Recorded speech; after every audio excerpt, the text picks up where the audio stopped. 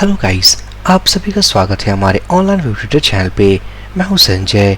हम जो course continue करें वो है Laravel 8 framework tutorial and this is our part number 69। इस वीडियो सेशन में गाइस हम बात करेंगे render edit layout with data. अगर मैं जाऊं ब्राउजर पे, सो लास्ट वीडियो सेशंस में हमने अपने इस CRUD एप्लीकेशन में ऐड, लिस्ट और एडिट और डिलीट बटन्स के लिंक्स भी हमने रेंडर किया था। इस वीडियो सेशन में गाइस हम बात करेंगे कि एडिट बटन के क्लिक पे हम एक लेआउट कैसे क्रिएट करें, साथ ही साथ जो आईडी हमने यूआरएल में भेजा है उस आईडी के बिहाफ पे हम उस पर्टिकुलर स्पेसिफिक डेटा को कैसे रेंडर करें। मेरी एक रिक्वेस्ट है, अगर आपने चैनल को सब्सक्राइब नहीं किया है फटाफट चैनल को सब्सक्राइब कर दें ताकि आने वाले वीडियोस की लेटेस्ट अपडेट आपको मिलती रहे। सो अगर मैं जाऊं कोड एडिटर पे और उससे पहले मैं ओपन करूंगा अपने index.blade.php जो कि हमारे लिस्ट लेआउट है, और इस लिस्ट पेज में हमारे पास दो बटन्स अवेलेबल हैं, एक एडिट बटन और दूसरी जो बटन है हमारे पास डिलीट बटन। सो इस वीडियो सेशन में गाइस हम वर्क करने वाले हैं अपने इस एडिट बटन के ऊपर।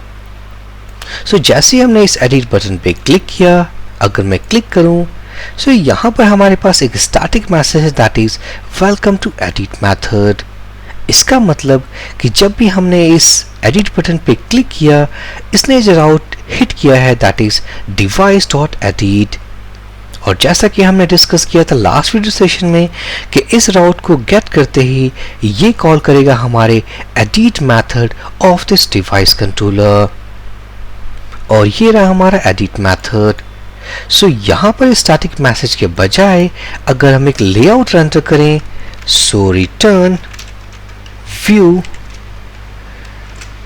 और यहाँ पर क्रिएट करूंगा मैं CRUD डॉट एडिट डिवाइस या सिंपली कहूँ एडिट। सो हम इस लेआउट को क्रिएट करेंगे। मैं जाऊंगा रिसोर्सेज फोल्डर के अंदर, व्यूज फोल्डर के अंदर, CRUD फोल्डर के अंदर, और हम एडिट लेआउट क्रिएट करने वाले हैं। So edit dot blade dot php।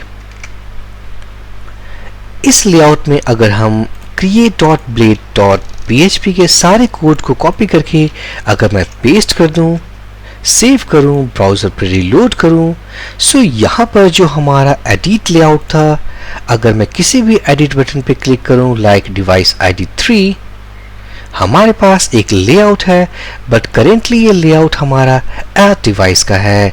हम इसे चेंज करेंगे।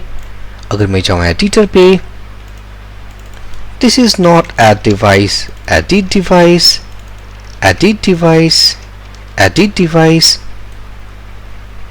और ये लिस्ट डिवाइसेस बटन ओके है। अगर मैं जाऊं फॉर्म टैग के अंदर, हमारे पास CSRF टोकन अवेलेबल है, name field, status field and a button.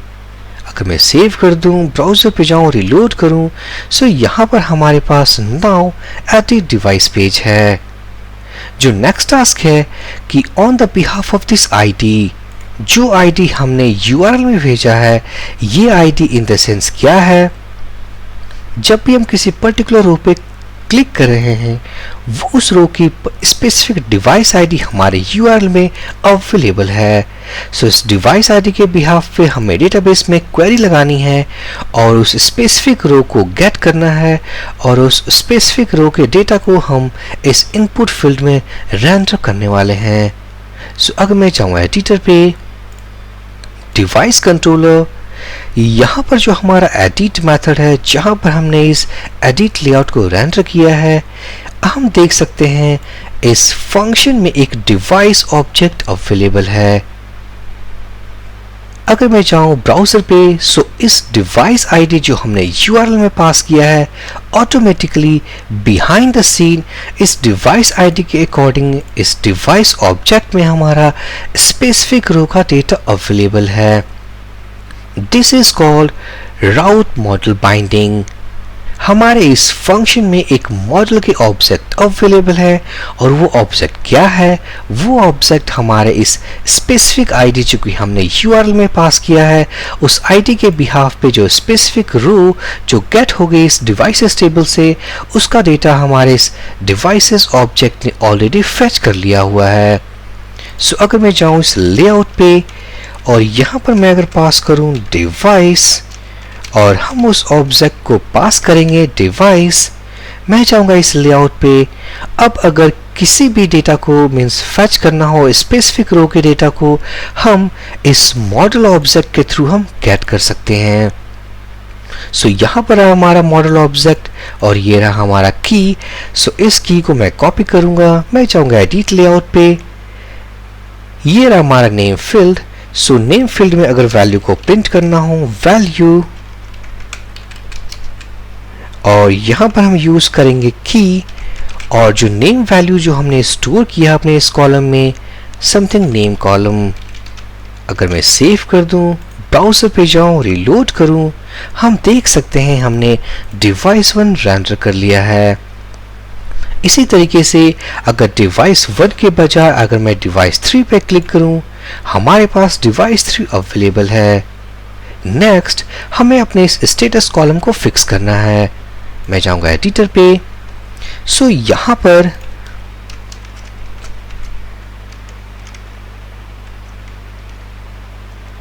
हम इफ एल्स कंडीशन यूज करने वाले हैं। सो इसके लिए मैं यूज करूंगा if directive, if and if, और इस इफ में जो हमारे पास कंडीशन होगा दैट इज डिवाइस, और जो कॉलम हमने यूज किया है अपने स्टेटस वैल्यू को इंसर्ट करने के लिए दैट इज स्टेटस।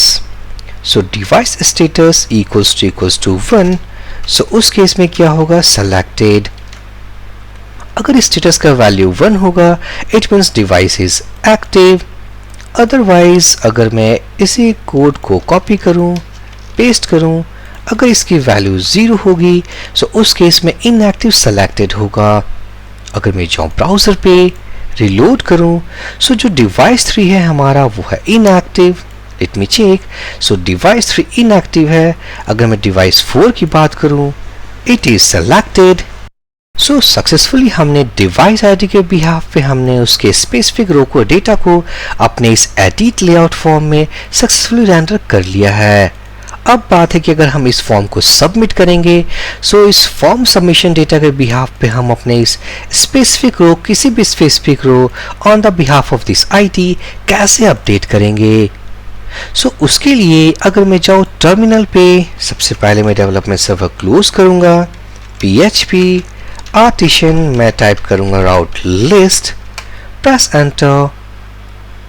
सो यहाँ पर जितने भी हमारे CRUD राउट्स अवेलेबल हैं, अगर मैं इन राउट्स को देखूं तो हम जो स्पेसिफिक राउट यूज कर रहे हैं that is device, device ID हमारा एडिट। सो यहाँ पर है डिवाइस, डिवाइस आईडी एडिट, और ये यूज कर रहा है हमारा edit method of device controller. So इस रिसोर्स कंट्रोलर में हमारे पास एक और राउट अवेलेबल है that is device dot update. It means अगर हमने कोई इंफॉर्मेशन अपडेट किया लाइक अनदर डिवाइस 4, हमने इंफॉर्मेशन अपडेट किया, अगर हम इस फॉर्म को सबमिट करेंगे सो इन दैट केस हमें जो राउट कॉल करना है अपने फॉर्म डेटा को सबमिट करने के लिए that is device dot update.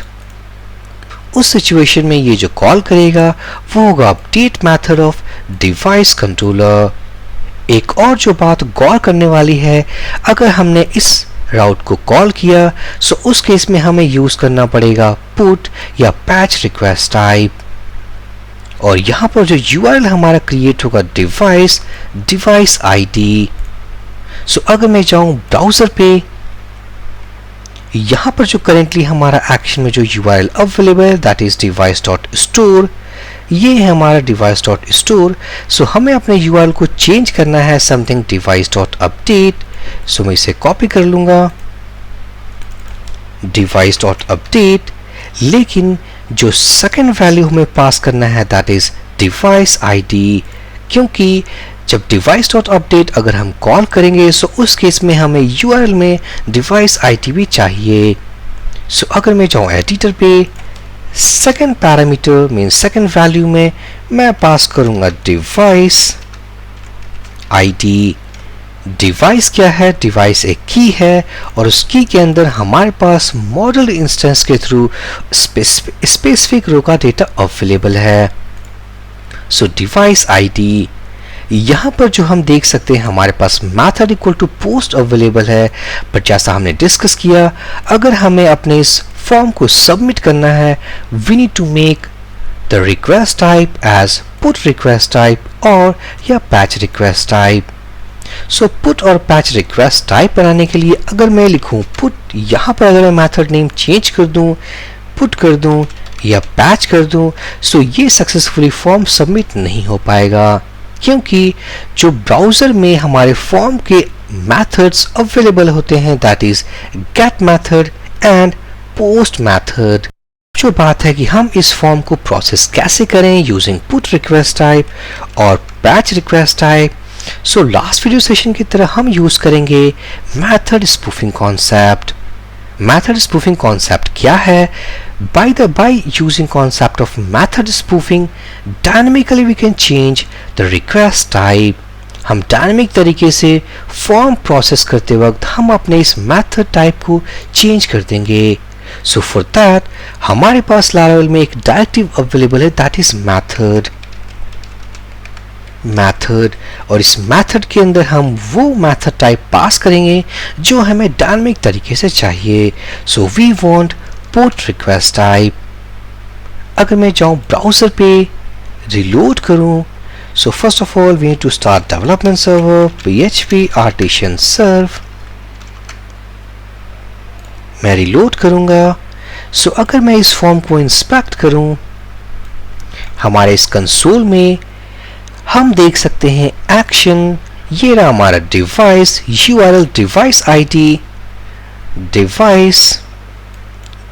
ID, next है हमारे पास method equal to post, but dynamic तरीके से इस मेथड को हम ओवरराइड करने वाले हैं using concept of method spoofing, जिसके लिए हमने एक मेथड डायरेक्टिव भी यूज किया है और ये जनरेट किया है हमारा input type hidden name underscore method and value equals to put. साथ ही साथ हमारे पास एक CSIF टोकन भी अवेलेबल है। सो नेक्स्ट वीडियो सेशन में गाइस हम इस फॉर्म को सबमिट करेंगे और सक्सेसफुली इस डिवाइस ID के बिहाफ पे हम किसी भी स्पेसिफिक रो को अपडेट करने वाले हैं। इस वीडियो सेशन में सक्सेसफुली हमने एडिट लेआउट को क्रिएट किया है, साथ ही साथ जो भी रो डेटा हमारा अवेलेबल है उसे हमने अपने एडिट फॉर्म में सक्सेसफुली रेंडर कर लिया है। So for this video session guys, thank you for watching and have a great day.